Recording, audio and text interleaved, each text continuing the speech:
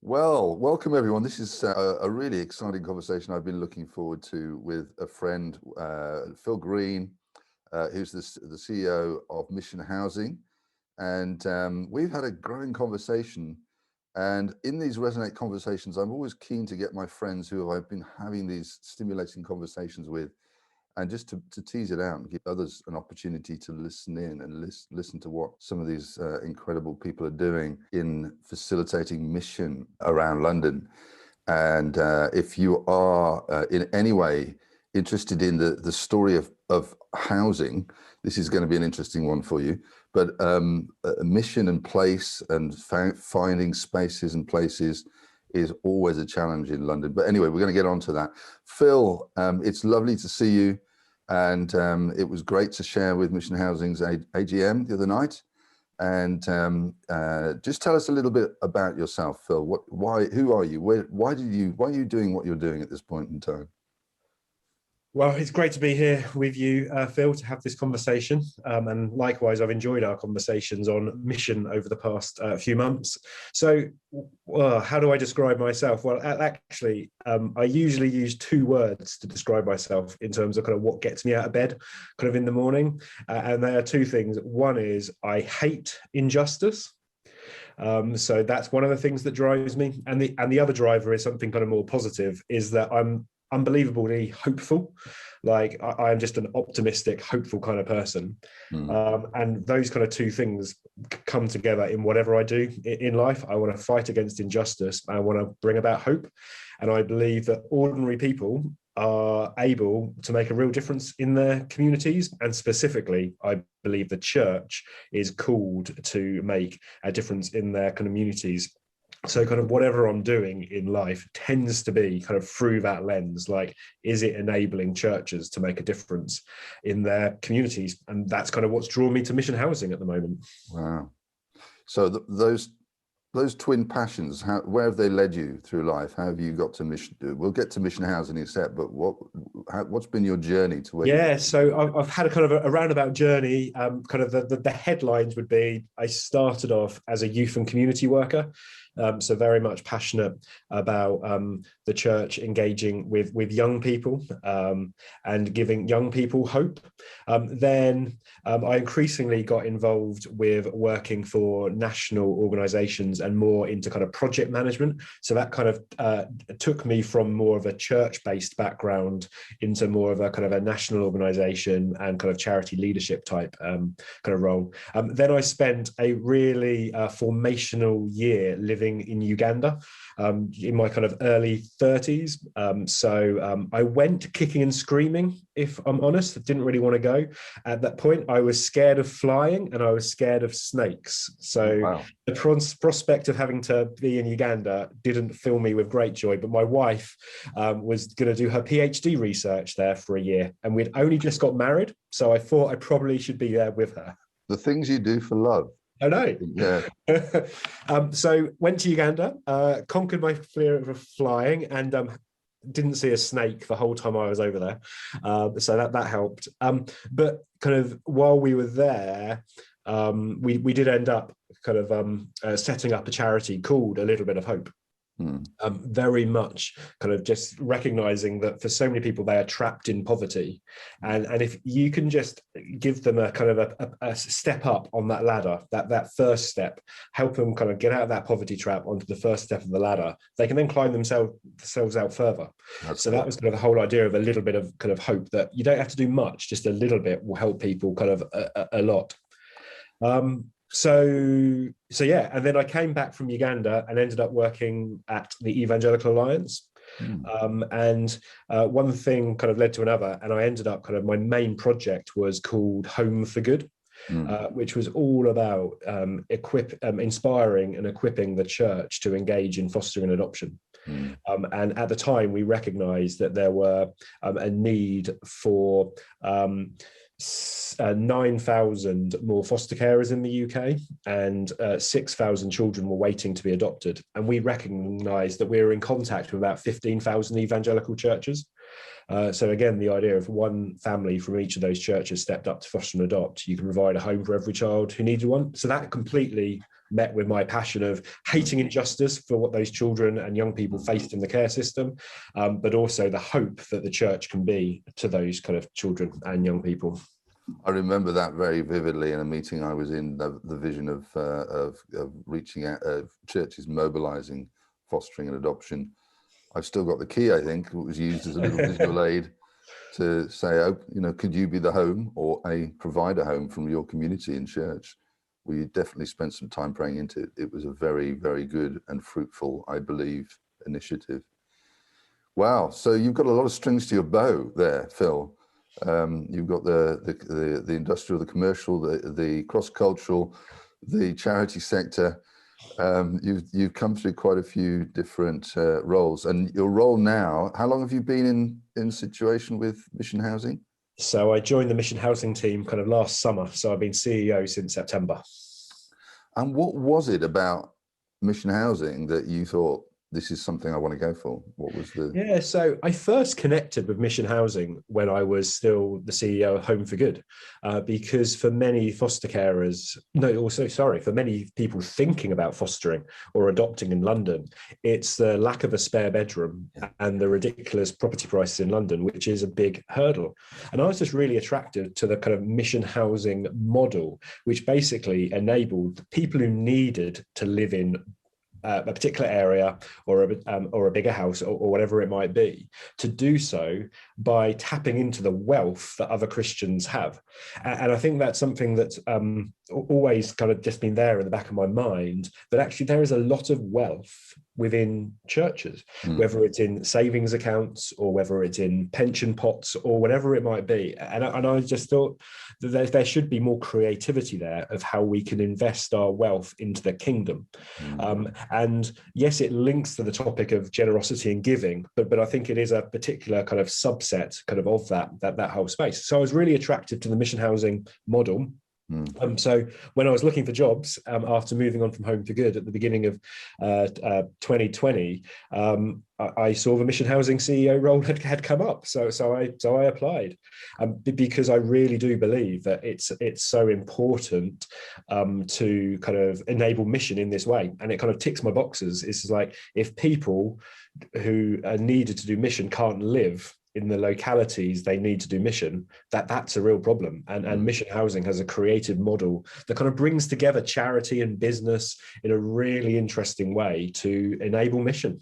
Yeah, which is why our paths crossed effectively, isn't it? Because as we're looking at helping pioneers and entrepreneurs set out on the missional kind of journey, we're recognizing that there needs to be a joined up thinking in the way that we try and resource those people. So the conversation we've been having has been around that idea of how do we begin to create a clearer pathway for those people that want, who are being intentional to be key workers for the church in the inner city in a way, because they just can't afford it most of the time. And that was certainly our story. So the other link is that I am a Mission Housing tenant. And so a quarter of our property is owned by Mission Housing, and we pay rent. And we could not have got onto the housing market at all if it wasn't for Mission Housing and its forebears. So there's been various incarnations before Mission Housing, and there's a couple behind all of this. I just wonder if you could just touch on their story briefly, Phil. Yeah, so there have been kind of several passionate kind of people. The ones I've got to meet is John and Dorothy Davis, who have kind of pioneered kind of this ministry, and our existing kind of chair of the board, Adrian Greenwood, has also kind of been involved in housing for many decades kind of now. So right from the 60s, there was this kind of recognition that housing is an important part of enabling mission. Nowadays kind of property prices in various parts of the country, but particularly over the past few decades, like London has been getting out of control, that we needed to come up with kind of creative models to make it possible. So it's a real privilege coming into an organization which is steeped in so much kind of history and has made such an impact for so many people to be able to do kind of mission. Just in my first week while I was at Mission Housing, I was reading through our annual review forms that we ask our shared owners and tenants to complete each year to find out about their ministry and mission. And kind of what really struck me is the first 3 I read, 2 of them had witnessed stabbings of young people pretty much outside their homes. And the fact that there was 2 of them in the first 3, it kind of really struck me. But what also struck me was the hopefulness that then came out of those tragic situations. And it was because the ministers were able to live in that location, and they were right there in the heart of this situation, so they could provide immediate support for the friends and family. They were able to be at the heart of the community response and help people as they overcame the kind of the trauma that they had established. And it kind of just really reminded me really starkly, some of the challenges that London faces at the moment, but secondly, isn't it amazing when the church can be located at the heart of these communities to kind of respond in such a powerful way? And location is everything. Like they say, location, location, location, don't they? And it is just so true. Absolutely. My personal Kairos moment was the Brixton riots in the late 80s, mid 80s, and that was what we saw. What was going on? We said, where should we go, God? How can we do what we called to do? Where's the best place? And we were very clearly directed towards Brixton. And that's why we're here. We raised our family, now got grandkids, and the whole settlement process. But it is contested, it's challenging, as you say. The housing market is really difficult, makes it difficult. And often there are other issues that you're battling with when you're trying to move in to an area that, when you're trying to certainly being intentional, seeking to be intentional, to be to land the good news, to land the gospel into a context, you can often find there's all sorts of resistance. I don't know if but it is that interesting Kairos moment journey, isn't it, for people? They want to be in the place where they've seen pain, they've seen something difficult. And it just staggers me the number of conversations I'm having with people who are either existing Mission Housing shared owners or tenants, or are thinking about whether Mission Housing could help them with a shared ownership property. And these are often couples with young families, and they're choosing to pay a premium on property to live in an area that, to be honest, most people are trying to move out of. Yeah. And these young families, they could move out to the kind of the outskirts of London and beyond, and live kind of this idyllic, by worldly kind of perspectives, an idyllic kind of life at half the cost. Yes. They are choosing, and God is calling them to live in communities that desperately need the good news of Jesus.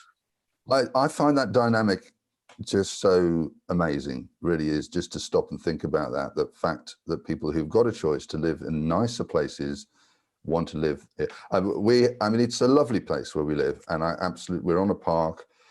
But when we moved here, just several years after, there was we had interesting things going on all the time, but it has changed. It's got better.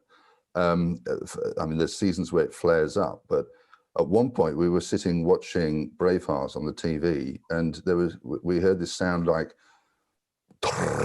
sort of we thought, what's that? And about 10 minutes later, we went out, and there was a policeman with his back to our door, and he turned around and he said, "Did you hear the gunfire?"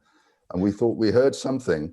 He said, "Yes, there's been automatic gunfire fired outside your house." And we thought, what?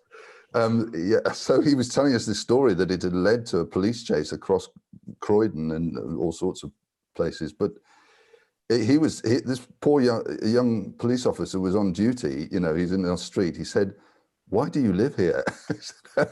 He said, why are you here? And it literally was this sort of, if you got the choice, because we mentioned that we'd love this place and we'd chosen to live here. And he said, "Well, why?" He couldn't understand it. But it really is when you are able to settle these places. We've been around for a long time, so we've seen transformation, we've seen some change, we've seen lots of improvements, times when it's got worse, but most of all, the direction seems to have been it seems to have been in the right direction. So that's wonderful. So what is it that, in terms of mission housing, how do you go about finding places for people? Can you tell us a little bit more about that? Yeah, so as an organisation, we're people focused, not property focused. So we don't own huge numbers of properties and then go out searching for people. It's very much we're trying to identify people who are involved in great mission, and churches and organisations that are involved in great mission, but having somewhere for their workers to live, or is the hurdle.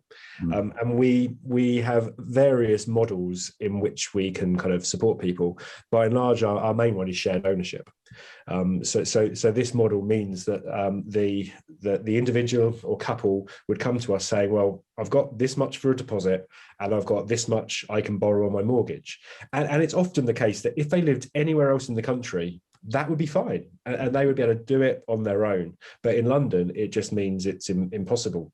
So therefore, Mission Housing kind of works with them to think about, well, how can we raise the gap? And that money tends to come from one of three places.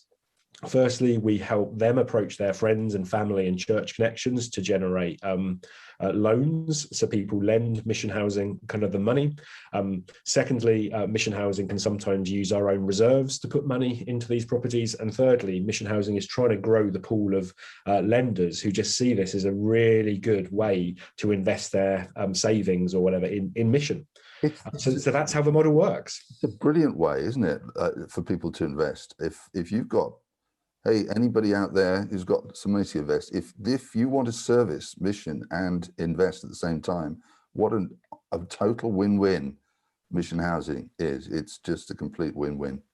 And the vast majority of our lenders are lending kind of sums of money like 5, 10 or 20k. So we do have lenders who are lending 50k, 100k, even 200k, but that's by no means the norm. So I think it is that opportunity for people to say, well, I've got £10,000 sitting in a savings account. I can't give the money away quite yet because I actually might need that money for my retirement or whatever. But actually, wouldn't it be great to put it to good use for the next 5, 10, however many years? So it's where kind of Mission Housing can really help. And we've got quite a lot of our lenders are kind of more elderly, and one of them recently kind of said that it's just great for her because she can't be involved in kind of that hands-on kind of on the coalface mission at the moment. But it's just great that because she's able to give a loan to us to enable someone else to do that, she feels part of that. She feels kind of captivated into their story. And praying for them because of that. That's wonderful, isn't it? As we can be part of the body of Christ like that, each bringing what we can to enable mission in London. Yes. Well, I think unlocking the wealth of the older generation, because there is a boomer generation of believers with wealth, and it's something we've been talking about. But we've so maybe we could sort of segue into that. But the idea of drawing on that older generation in relation to but not just their wealth, but their wisdom and experience in mission. Was something we were talking about, which kind of, so I'm thinking, what do you think? We've been talking about this a little bit, Phil, but about the future, what you've got ideas, I know, and do you feel at liberty to share some of your dreams? Yeah, absolutely. And it's a very strange moment to be coming into a kind of organisation that is about kind of helping mission in London through property, because who knows what London is going to look like in the next 6 months, year, 2 years. And you speak to different people and like, are we going to see a massive demise of workers in London, or actually is this a bit of a blip? And within the next few months, people will be begging to get out of their home offices and back into the office buildings in London. And what that then means for the kind of church and mission and property prices in London, like, we live in uncertain times. However, I think what has been really interesting as I've taken up this role in Mission Housing, it is to see that other side of London. And that is actually the most of London isn't the big high-rise office buildings in the centre. It is the often relatively deprived communities within London. And what we know is that COVID and the restrictions have hit them hard. And the inequality is potentially growing at a rapid rate and will continue to do so for many years. So I think the role of the church is going to be really key. And I think it's been great that we've seen churches step up for the challenges. And it's kind of been great, hasn't it, that as the church buildings have been closed, many churches have been more active than ever. Absolutely. So we hope we can facilitate kind of more of that. And I think for us at Mission Housing, we're aware that our shared ownership model is great for many people, but it really only works if you can access a deposit and a mortgage. And we know that for many mission workers in London, that's not possible. So we want to think, well, how can we help? How can we help them? How can we make sure that we're not just helping middle class people do mission? And although we definitely want to help that group, like we often talk about how we want to reach all people, but we need all sorts of people to reach all sorts of people. Yeah. That's the kind of the thing we want to do. But what are those other models? And then secondly, the big thing kind of, and this week, isn't it? With the week I'm talking to you, filming this interview is the year anniversary since the murder of George Floyd, which obviously kind of really was a wake-up call around the world for what are we doing for kind of all the issues to do with race and diversity. And that's a challenge for us at Mission Housing as well, recognising that 40% of London is not white British.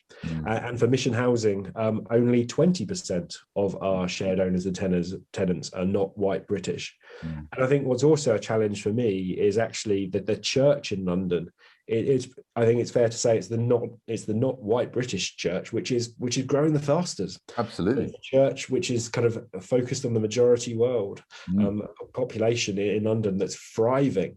And so one of my big tasks for the year ahead is to kind of really think through what does that mean for Mission Housing to serve that sector of the vibrant church in London. It's excellent. That is been God's gift to us in missions. The world has come to live in London, and the nations are here. And that has been, for the most part, over the years that I've been in London, the major catalyst for the church, the indigenous church, to wake up and recognize what they're missing.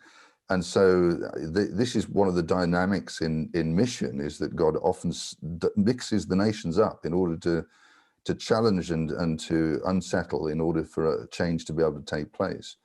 And often it's through difficult and painful processes as well.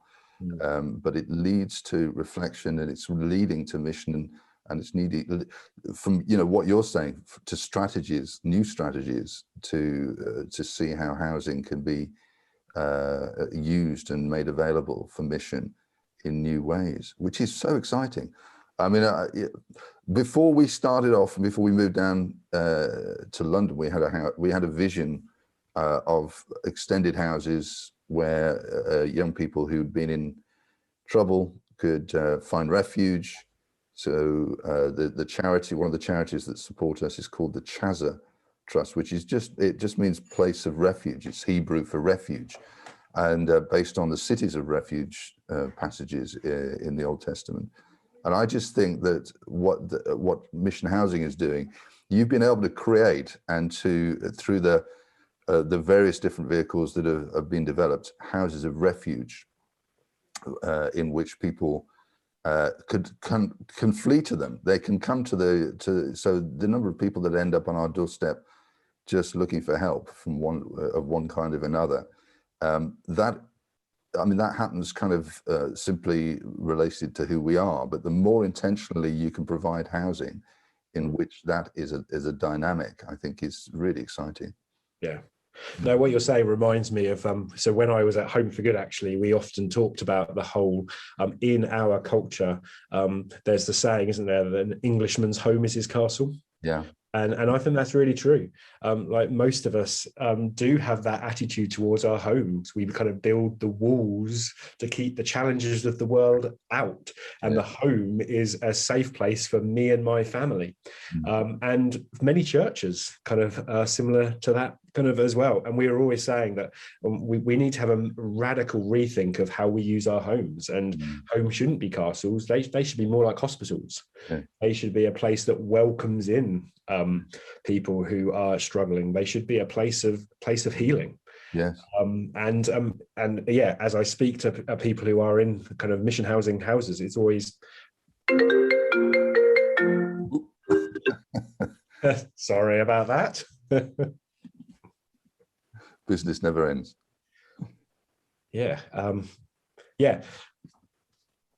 So yeah, but we're touching on a whole series of issues that are quite deep theologically and in terms of culturally, the understanding of home and place and space. And that's a conversation I want us to be able to, maybe we should do a whole separate session on that one, on place and space in the Bible, and understanding what it looks like to be homes that are places of refuge. And I think that does, it touches onto what the nature of church is, as you say. Phil, it's been really, really interesting to journey with you, and I'm so looking forward to whatever God does next in our journey. It's probably something which I think I want to encourage our listeners basically to track Mission Housing and to track what you're doing, because I think it's it's brilliant. We've been the benefactors, so many others have, and but I think that what's coming next is going to be even more exciting. That there is a wonderful future both for Mission Housing and for understanding how to do mission in new ways through the blend of cultures that God's given us in this city, and understanding our homes through different lenses. There's lots to discuss there, but let's get you back for a part 2 on this one. Probably that might be good. Yeah, well, I look forward to it, and yeah, I really look forward to kind of any conversations that are about like what's mission going to look like in the future. You used the phrase at the beginning of this conversation, Phil, about kind of facilitating mission, and that's exactly what Mission Housing is all about. Like we want to facilitate the mission that the church is called kind of to do. So we're always want to having our ear to the ground to figure out, okay, what is the church doing, and what is God calling the church to do in the coming years, and what's our role in facilitating that. Wonderful. Well, for those who are listening, do log into other Resonate conversations, but also to the Reach website, where there is lots of conversations and different resources going on to talk about that very issue and to enable people to work out different ways of doing church in the coming season. And Phil's going to be part of that conversation as well, I'm sure. Thanks, Phil. Have a great weekend, and we look forward to what God does through Mission Housing over the coming years. Thank you. And I hope you enjoyed the bank holiday weekend too. God bless.